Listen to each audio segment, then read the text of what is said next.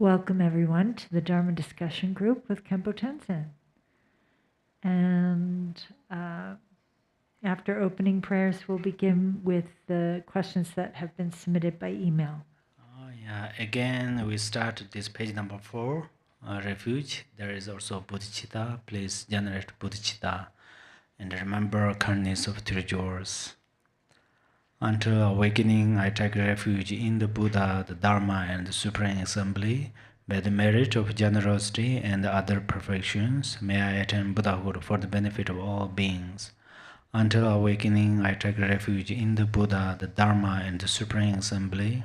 By the merit of generosity and other perfections, may I attain Buddhahood for the benefit of all beings. Until awakening, I take refuge in the Buddha, the Dharma, and the Supreme Assembly. By the merit of generosity and other perfections, may I attain Buddhahood for the benefit of all beings. Yeah. Okay, the first question that is from Valerie. Can you please tell us the name of the deity that is pictured with the Sur offering course class and tell us more about that deity? The deity is Vairocana Namnang Gangjincho. Is actually Vairocana, a Buddha who appears in the Sambhogakaya's form.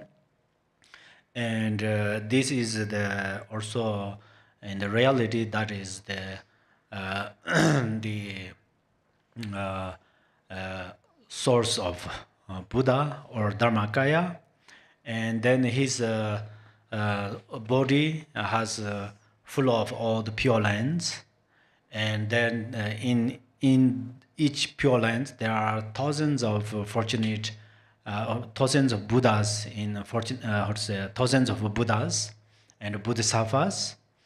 And then another deity is Chinese Kasarpani. Kasarpani is Chinese who stand up. There are different types of Chinese. So in this soul practice, you are going to visualize yourself as Chinese who stands up. And then your right hand just like a mudara or a gesture of generosity, supreme generosity mudara. So palms outside. So then from your hands, you can visualize many kind of nectars, amartas, milk, every this auspicious how to say things descent. So both of these yidams are wet in color, and then Verochana Namnang Kanchinso, who crossed his legs in the Vajra cross posture, and then the two hands are placed in his lap, and then he holds there's a pot inside as a flower. So then he adorned by the 13 ornaments of Sambhogakaya. Okay. Next question is from Qian. About the Sur offering, he watched on YouTube on the first day, but he's a little confused if he can do the practice if he didn't get the lung transmission in person. So, and then the second part of his question is, does he need to use the sur powder incense for offering, or will any incense be okay? Yes. Yeah, actually, Gachiran Boche, I noticed he mentioned a few times there's Sangha is okay without or long the smoke offering and the sur. But as you mentioned, actually, of course, it's better to have. So I already offered, and world is wide. So sometimes you don't understand that what time we give or long or transmission, and sometimes you try to ask other lamas, and if it is convenient, then also I can offer for you sometimes. Then second part is this I illustrate two examples. One is very brief, one very comfortable, very easy one. That's how His Eminence Karchen Rinpoche does. So only incense put in the red clay, and then you burn it. If you have some kind of substances, you pull on there. And then little vast one is in the small letters, pattern instructions mentioned. I already illustrated or demonstrated to you in the video. So then you check there, you will know there. Okay. Thank you.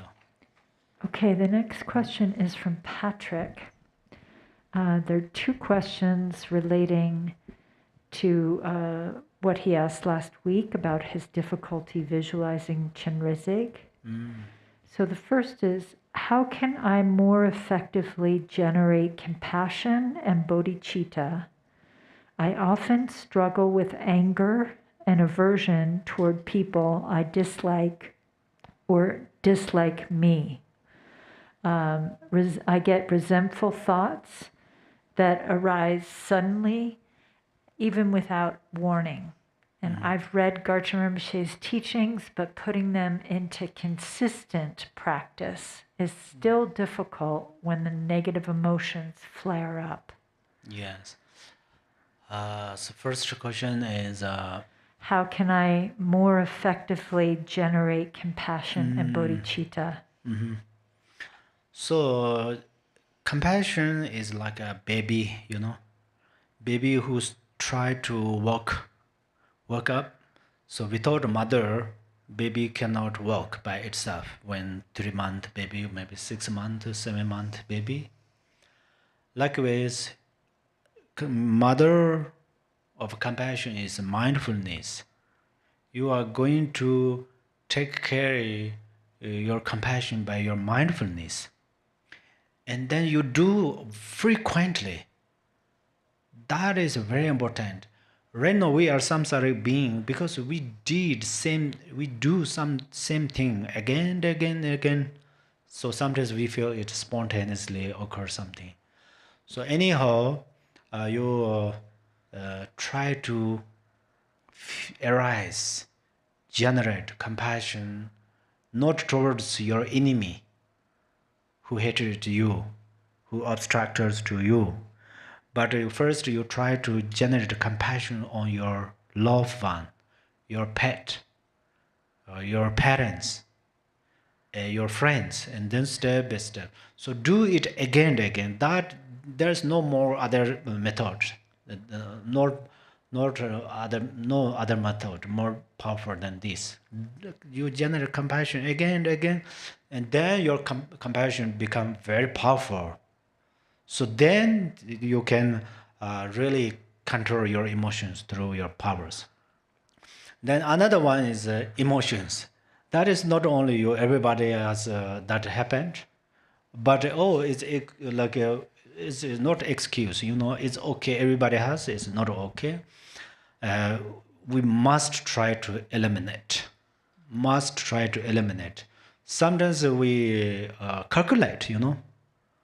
Oh, yesterday, today, tomorrow. 7 days. For example, 3 days I anger again and again. So this is not okay. Even we don't like someone, but we anger them too much, very frequently, is eventually they defeat us. That means we lose under their power, under their harmful activities. So that's where, of course, we are still in the human being. So in a 1 year, in a 1 month, one time angry is very possible, very possible. But don't keep that anger very long, So try to melt it, try to eliminate it. That is very important. And then, monastics has a vow. Monastics have a vow. So,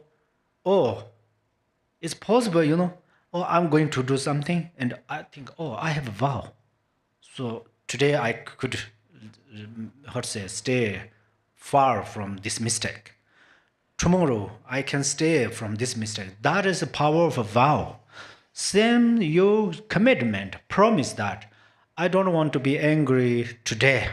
So morning you wake up, if you can't do other things, for example, you say you have challenged by angry emotion. So you feel I don't want to be angry today.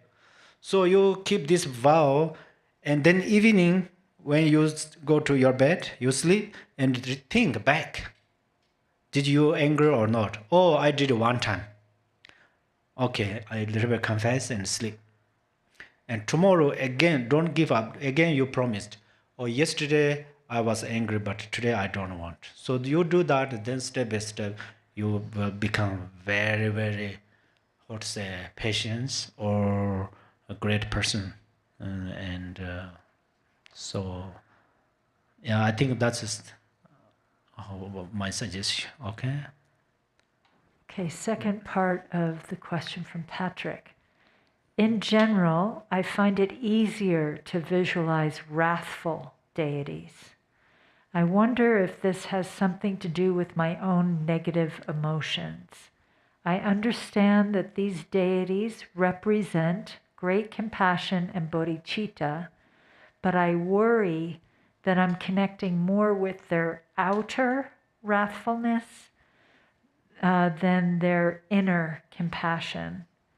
And how can I better understand these wrathful deities' true nature and connect with that deeper meaning without feeding into my own anger or aversion?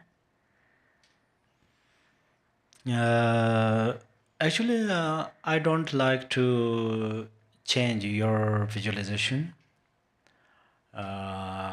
So please maintain to visualize wrathful deity, so there is no mistake. And then if you arise wrathful or peaceful deity in your mind, that is excellent. And then no need worry. So today you ask me, so I answer to you. Don't worry since from today. Because if wrathful deity appears in your mind, that means your mind is not separate from Yidam deity. So you practice. And then from your side, okay, wrathful deity appears to you during your visualization. From your side, you should know that this wrathful deity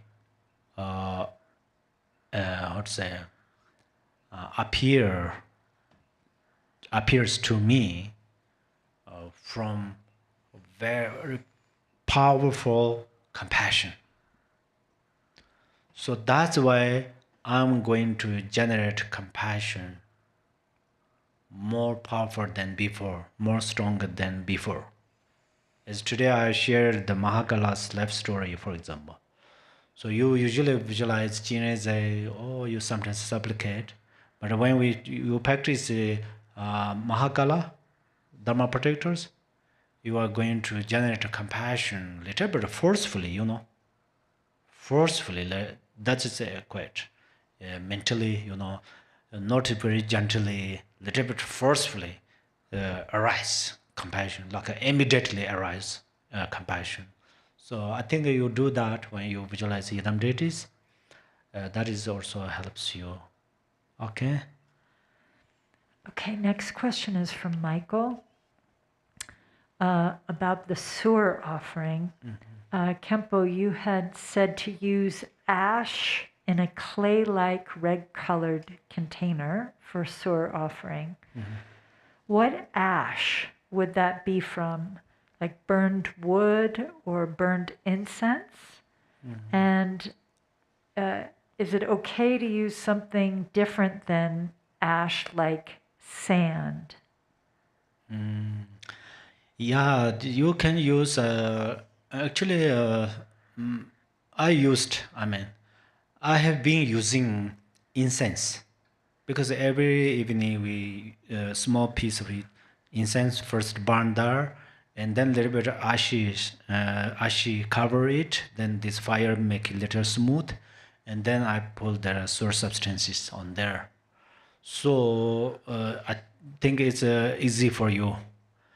You buy incense one time, you go a very safety place, not inside your house probably, and not going to burn the area of fire, dangerous by fire. So very safety place, you burn many bunch of incense, maybe one 10 or 20 you cut break and then then it become ashy, so that you can use. But if you use others, definitely okay. Sometimes if you use substances often, then you have lots of ashes there. So I used incense because Rinpoche used them, so I follow it. Okay. Okay, thank you. So that completes the email questions. And now we can go to the Zoom room. Sue, you have your hand up. You please ask your question. Yes, thank you. Oh, Khenpo. Hello. Hello. Hello. I've been wanting to ask some questions for a while, but this is the first opportunity I've had. First of all, I want to thank you for the time and energy that you put into these precious teachings. It really, really touches me. I got it. Thank you. A little bit about me. I do have a question, but a little bit about me is that I'm from Rochester, New York. And Rinpoche came here for years to the Amitabha Foundation and to White Lotus. Oh, yeah. And yeah, so the last time he was here was 2018, and then he stopped traveling pretty much after that. But I met him in 1997, his first trip here, and I don't even know, Christina, if you even had the land in Arizona at that time. It was his first tour, I think, to the United States. But I knew immediately he was my guru. He taught on Milarepa, and I had just finished reading that book when he said he was going to teach on that. So that was just such a blessing to me. Gorgeous. But anyway, today I've had a question for years, and it was always about the form and the formless realms. I understood the desire realms as much as I can. I'm still learning about it. But the form and formless realms really puzzled me, and I could never find too much about them. And I was very aware, of course, that the Bardo is a formless realm, but I didn't know what the other ones were or where the form realm was. And today, in your teaching on this Sur, it all came through. I couldn't believe it. I was so excited. I was writing things down. So that's kind of what I wanted to just share with you, is that I don't know if you can expound on that a little bit more. I had a lot of clarity come through today with it. But so form and formless realm has always been a little bit of a challenge for me. Oh, right. Yeah, the form realm is there is a 70 gods realm. 70 gods realm. They are step by step, stay very higher and higher. And then, this top of Mount Miro, there is the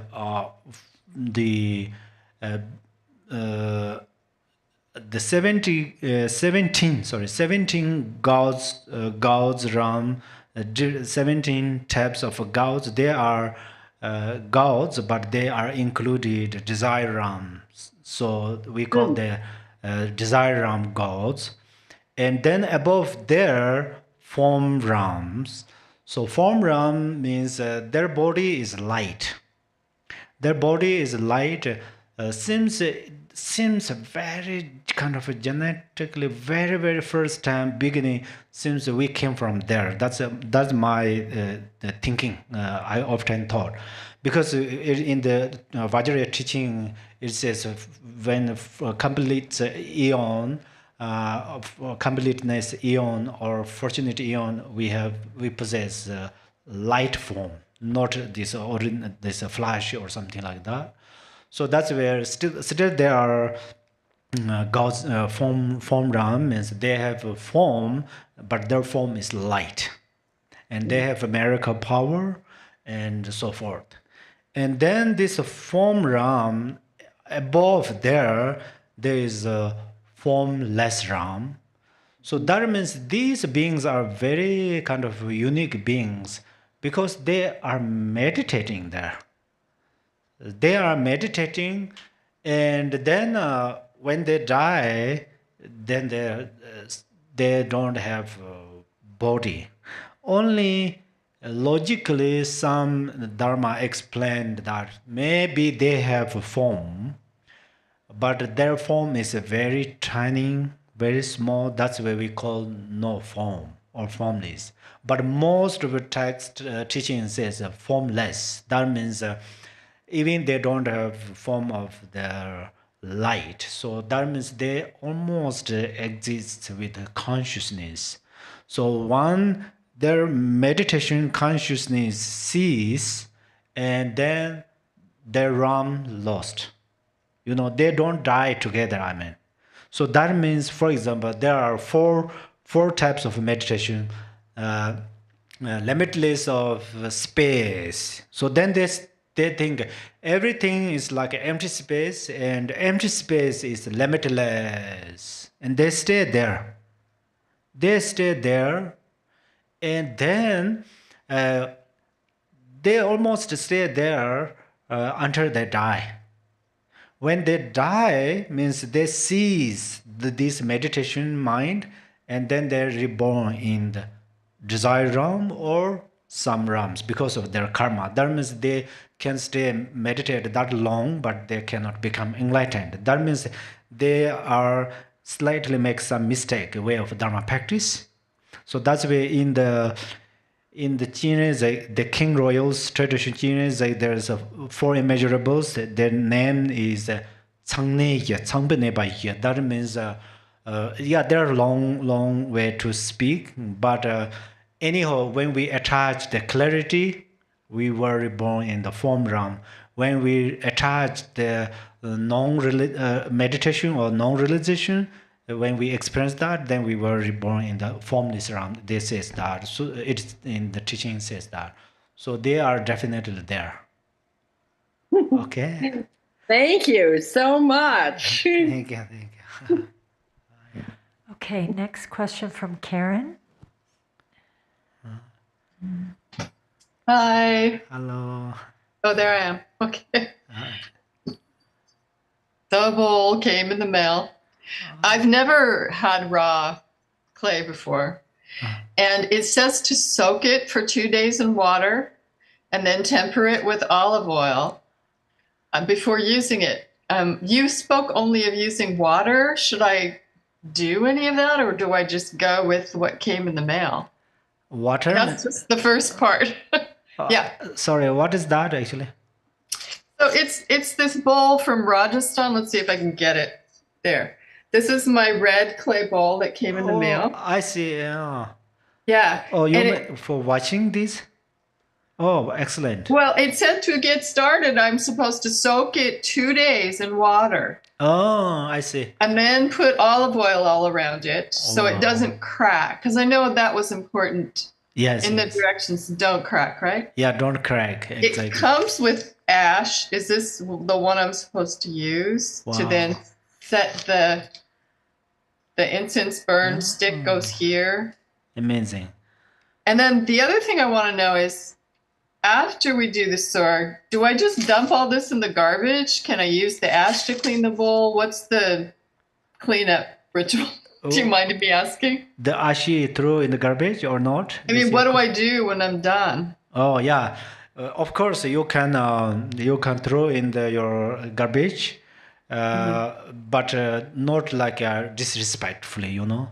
At that time you can generate a compassion. There are many beings who that like smell eaters or something like that, and then you can dedicate that if you have no other option. Otherwise, this ash is a little bit throw in the Does like it a go garden? ocean or some mountainside. It also benefit many beings. Okay. So thank you so much. You guys buy like Also, this this clay. ash, one more quickie. This ash, I'm sorry, I don't know how to use this thing. It came in the mail. I just ordered it. It's like incense ash. I mean, that works too? Because, I don't know, I'm confused. Then, my last question, we only perform this outside, right? Not inside the house? No, it's inside is fun, outside is fun, definitely. Only, Thank you. yeah, Okay, welcome. got it. So thank you. You all buy this. When you buy this, and then also you generate compassion, make this money benefit this person who sells you, Sure. and then it's also great dedication for them. Okay. Thank you. Okay, next question is from Barbara.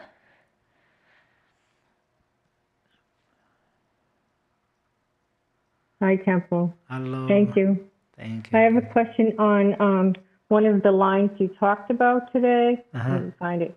To the sages of the gods, Nagas, humans, and Brahmins who have accomplished the power of the words of truth. And then I got kind of confused. Did you say, you said something about silence, them silent. Which number? Page 8, below the Omahum. To the sages of the gods, Nagas, humans, and Brahmins. You got it? So yeah. I was just wondering what silent mantra is. That's what the question is. I have it right here. Silence mantra?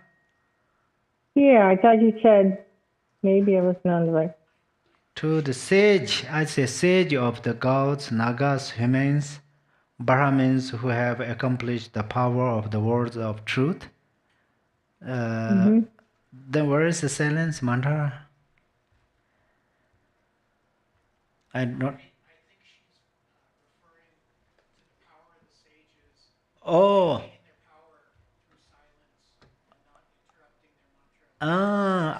Oh, thank you so much for reminding me. All right, this sages, some sages, they, I caught their Guru Rinpoche's, how to say, teaching.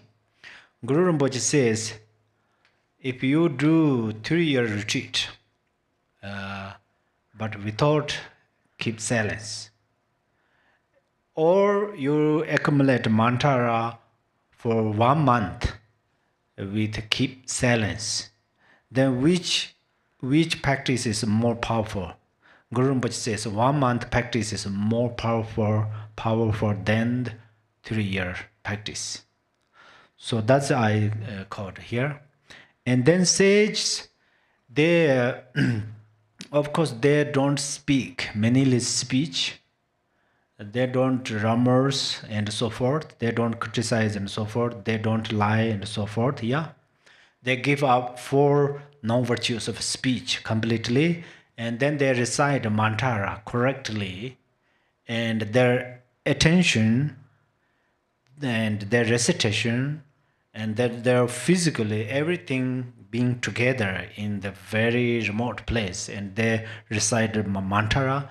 That's where they obtained or they reached special stage. That means they obtained special power.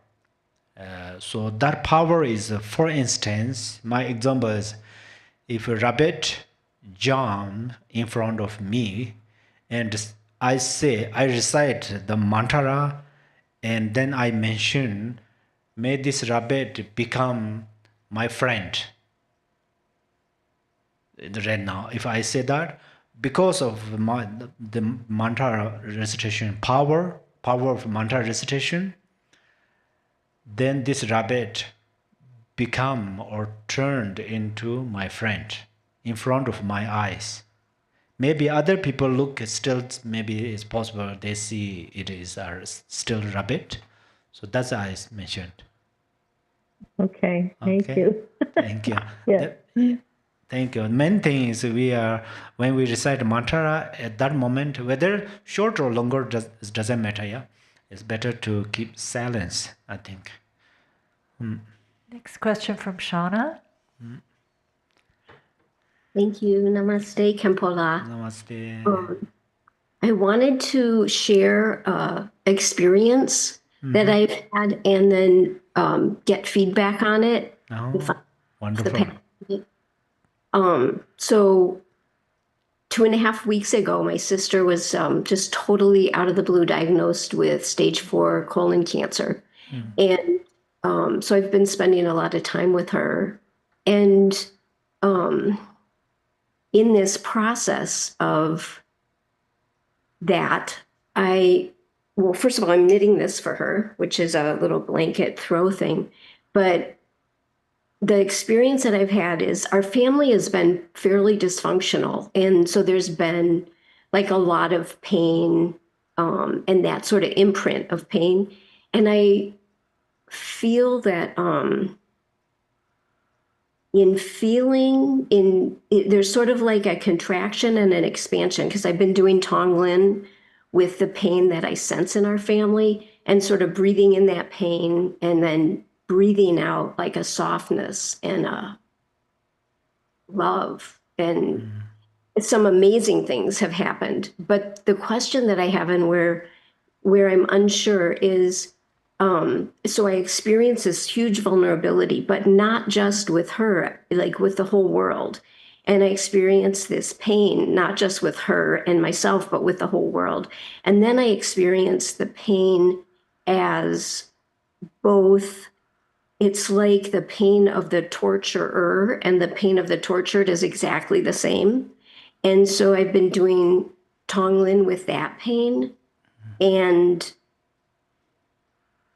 I feel like, my question is, it feels like such a powerful practice for today when what's happening in the world is so horrific for so many beings, and so many beings are being torturers, and so many beings are being tortured, and especially children. And so my question is, because it feels like it's the knife blade of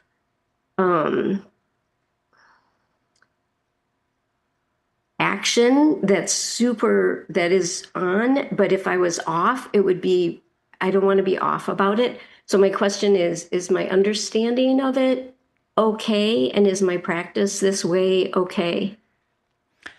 Your practice is wonderful, and most of time, one's family or some friend or someone have a difficulty situation. At that time, if we help them through Dharma practice, after that we always should think, I'm so grateful, or thank you so much, because it's very possible some bodhisattvas, they react like they are tremendous suffering through different disease and so forth.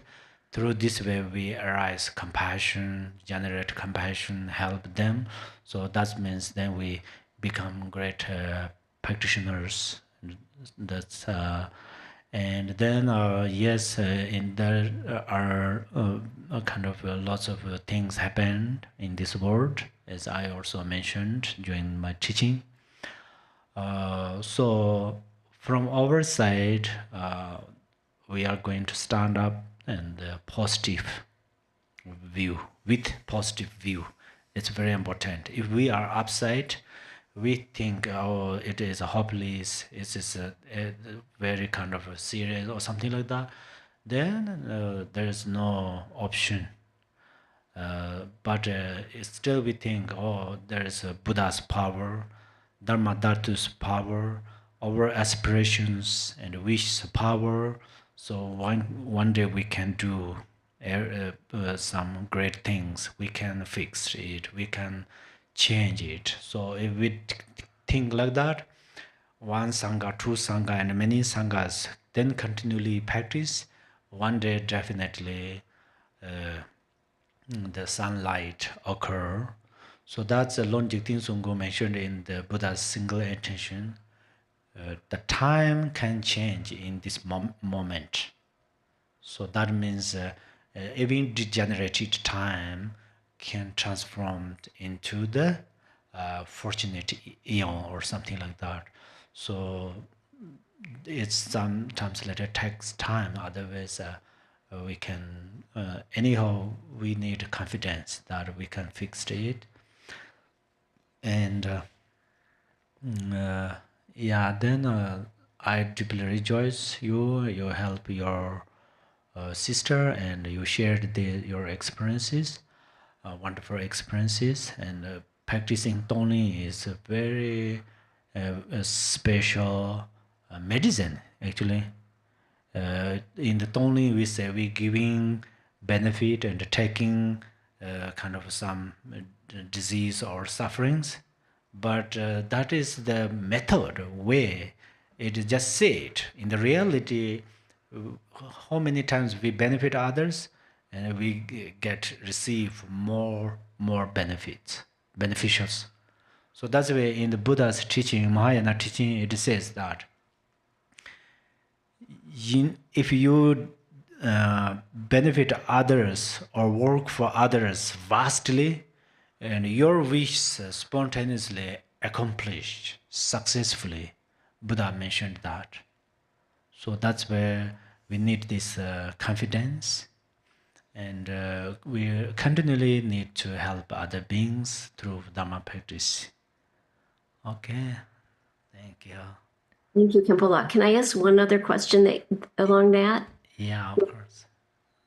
In my practice, I go to vast open space a lot.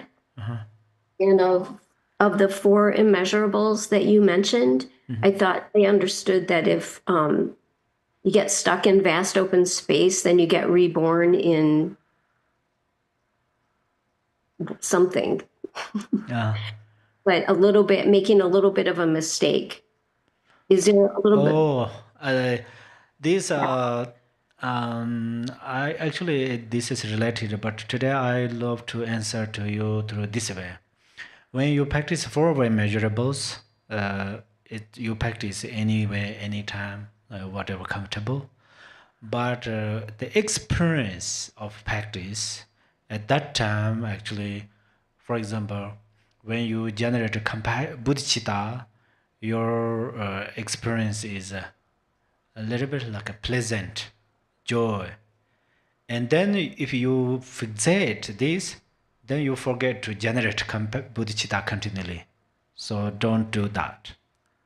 And when you generate compassion, as Milarepa said, okay, I will not quote that. So when you generate compassion, sometimes you are a little bit hurt.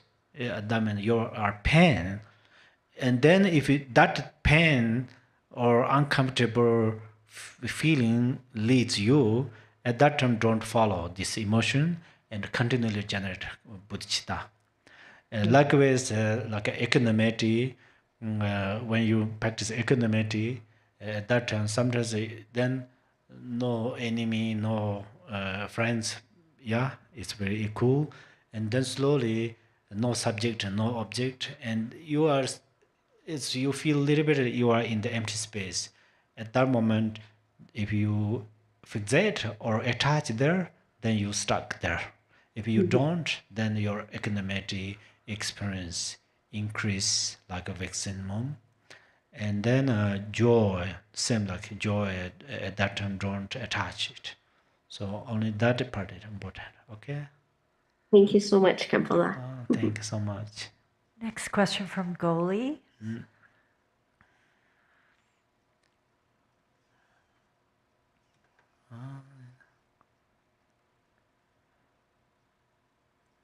Sorry, I couldn't unmute. Thank you, Khenpo Tenzin. Thank you, thank you.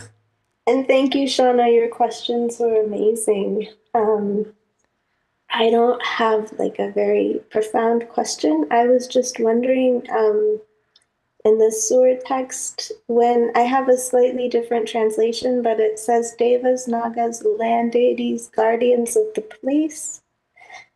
And then not the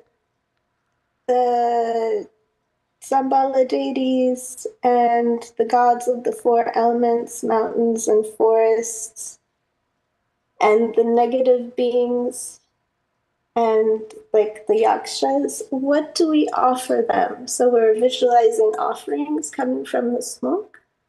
I kind of know what to offer Buddhas, but the other ones I don't really know. Which page, Yakshas? I'm sorry, my translation is different, so I can't tell you. Oh, but sorry. It's kind of at the end, like after. Oh, yeah, I think there. So what we will, Raksha and Yaksha are slightly different. So Raksha is most protectors, on Vajra Raksha, that means protect. So we make fence, something like that during the mandala visualization. Yakshas are included some evil sprites, but I directly answer to your question. What should we dedicate for them is soul practice. Soul practice is the best gift to them. Right, but what is coming from the smoke? Like the there's the goddess of the smoke, right? Who's giving the offerings, but what are the offerings? Are the offerings for yakshas the same as the offerings for Buddhas? They probably are different, right? Yeah, the smoke is the offering goddess, and then smoke has color, form, sounds, everything. So substances are there. So that's where yakshas can eat smell part. Smell. So just the smoke? Not no. Oh, you mean giving only smoke then? Right, like. But okay, my answer is sorry. It's not only kind of not only smoke. That is my mistake. When there is a smoke has a smell, but that smell has a 100 taste. So that's why I think they're totally satisfied with this. So we think only smell part, but in the reality it has a 100 taste. So they are totally enjoy that. And it's the same for the mountain gods? Mountain gods, it depends what kind of they like. Seems mountain gods, they like more kind of form, and they like more sound, to be honest. How I can say that is, for example, we have sometimes in the special time to make happy mountain gods. At that time, many lamas go there to chanting with the melodies, using like drums and so forth, and also the other practitioners, lay practitioners, come there and they're very out loudly say a lot of. There are many things to say, so that's where that means they need sounds part more. Okay. And the rishis and the ones who have accomplished the Dharma, but they're not Buddhas. Rishis and that's I'm going to know a little bit which area. If you recite Om Ahum, which Om Ahum, then I can find. Okay, hold on. It's Om Ahum to the outer vessel, not that part. Gurukule. And then second Om Chundinaya. Thousand Buddhas not there. Then Om Ahung Manjushri not there.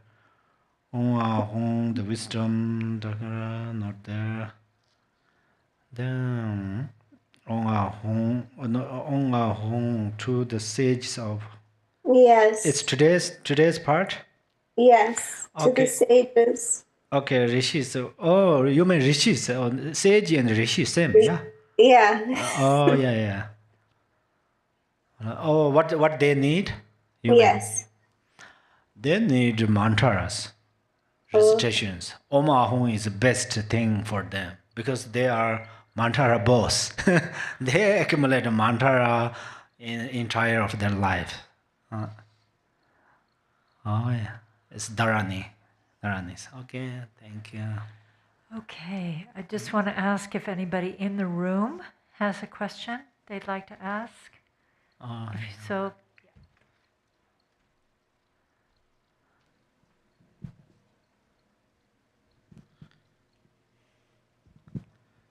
Thank you, Khenpo. Thank you. I have a question that's more about kind of the procedure. We start with the Om Subhava Shuddha, All right. and then we manifest as Kasarpani. As we're going through, is there any part where we're kind of refreshing our offerings? You know, like maybe we only have a little bit, but then we keep adding to it. I only have Ryo Sanju as my reference. Oh, where Ryo you can do Sanju. another session, but do you do something like that, like each one with Om Ahung, where you add to the offerings? For the Om Ahung. Om Ahung, yeah, traditionally, for example, I practice this from God Monastery. So first, actually it says 7 times Om Ahung, but we do 3 times. So Om Ahung, then at that time, how to visualize I taught, probably you remember that. And then in this case, no need any other kind of addition practice there. You just start from the this Buddha Dharma Sanghas, 3 refuge, and then Sobhava to end of this. First you burn source substances and then practice this, yeah. And then when it's good question. So when you say Om Ahung, outwardly you don't need anything, but when you say Om Ahung, at that time again you have many choice. But my today I love to share with you because you say Om Sobhava Shuddha, so you again remember emptiness. So again emptiness, and then Naga, sage, everything are emptiness. And through this way you recite, then emptiness. Each time you say Om Ahung, remember emptiness. Their body, form, speech are emptiness. Your body, speech, mind are emptiness. Through this way you recite. Okay? Thank you. That is the addition. Okay. And one little extra. Yeah, of course. When the smoke is going up, do we see it as like the 5 lights? Or it's just naturally the smoke as it is transformed by Om Ahung? Actually, smoke, when you see smoke, you are going to visualize a white offering goddess. Her color is white like a full moon. And then she holds many kind of offering substances. And then smoke scattered everywhere, and then it becomes vast. There's numerous offering goddesses. That would be great. Wonderful. Oh, yeah. Thank you very much. Thank you.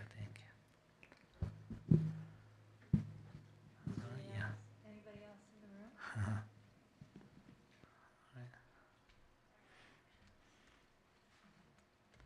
Next question in the Zoom room from Tom.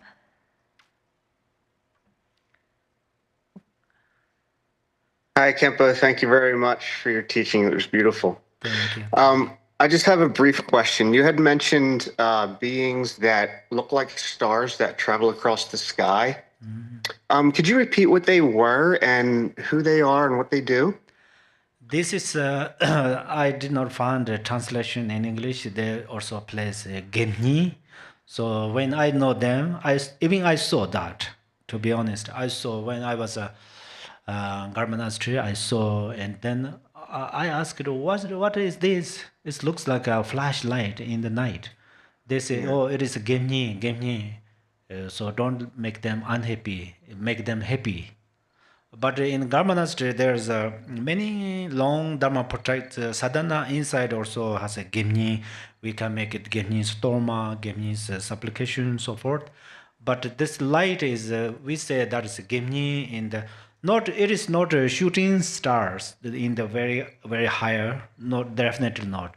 They are going very close, the very lower area. Sometimes they sit on the channel ground. When I saw one time, not only me, many monks that we saw together on Gargun, there's a cemetery. On the cemetery, there's, I don't know, this is a sherry, it's okay or not.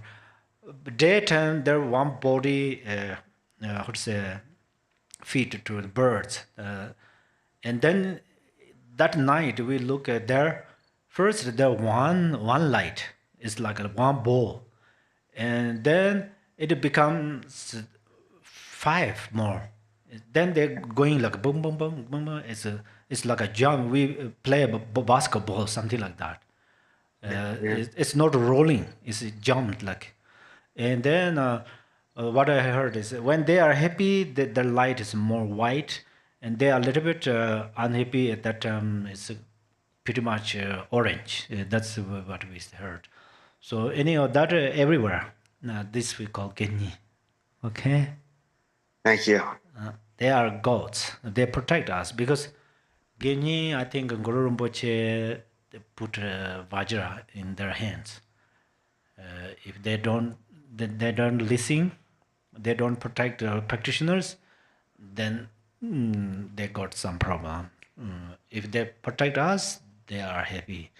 So if we do good thing, if we follow law of karma, then no worries. Whether they are giving with 1,000 eyes come in front of us, no worries, something like that. Okay. Thank you. Thank you. Next question from Jay Larson. Hello. Hello, Khenpo.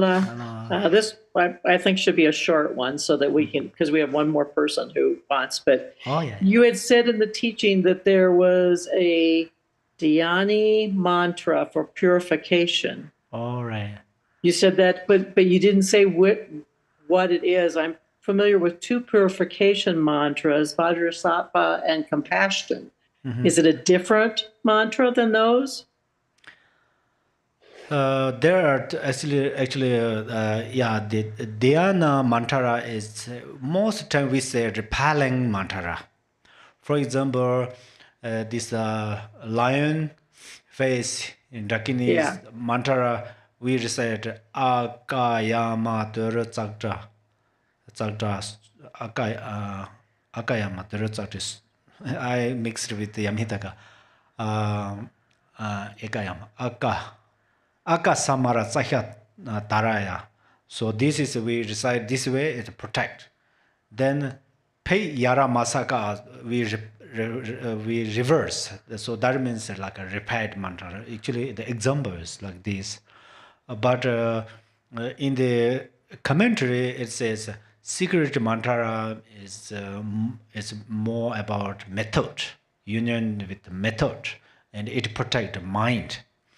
And then Dhyana mantra combined with the wisdom, and then it union with the actually it is a wisdom, and then Dharani mantra is a union method and wisdom.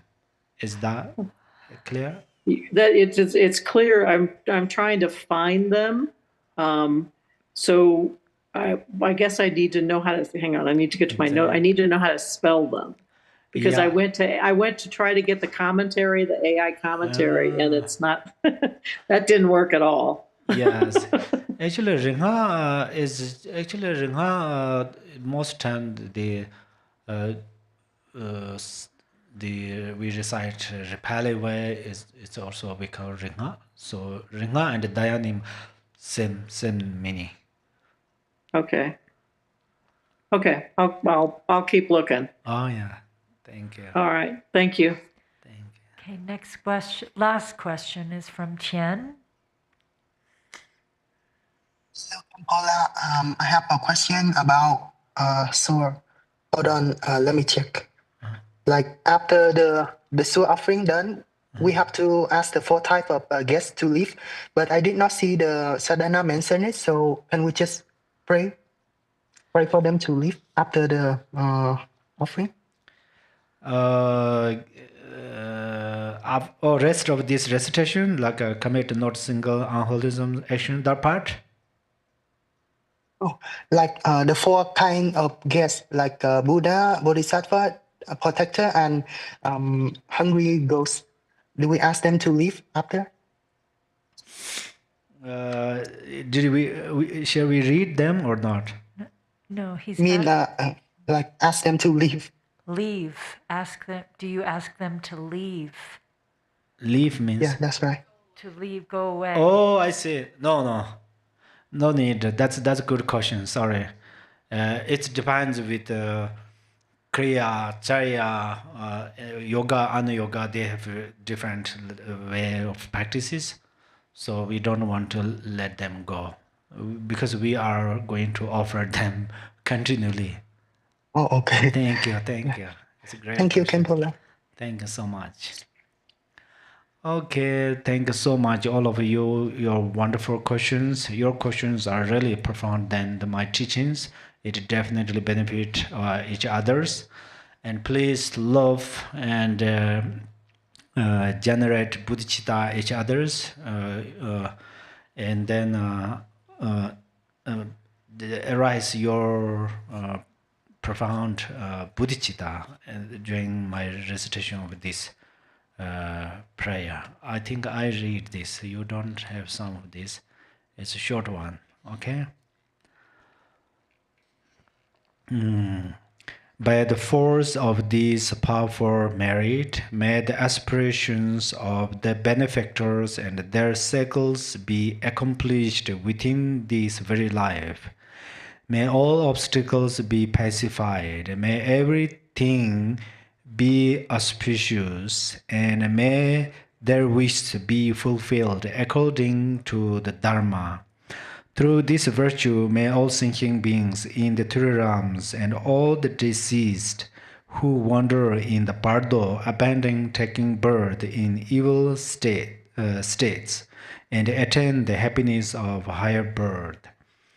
Just as the hero Manjushri realized things as they are, so too did Samanthabhadra. I will follow in their path by perfectly dedicating all of this virtue.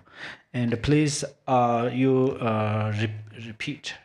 me and unmute. And there's a Shantideva's special dedication, only one verse. We will do together means you repeat me, okay? Then we stop here. Okay, repeat. No, as long as space endures. As long as space endures. As long as there are beings to be found. As long as there are beings to be found. May I continue likewise to remain. May I continue likewise to remain. To drive away the sorrows of the world. To drive away the sorrows of the world. Okay, thank you so much, you all. Thank you, Have a wonderful Khenpo. time. Thank you. Thank you, Khenpo. Thank you, Khenpo. Thank you, Good evening Khenpo. to everyone. Thank you.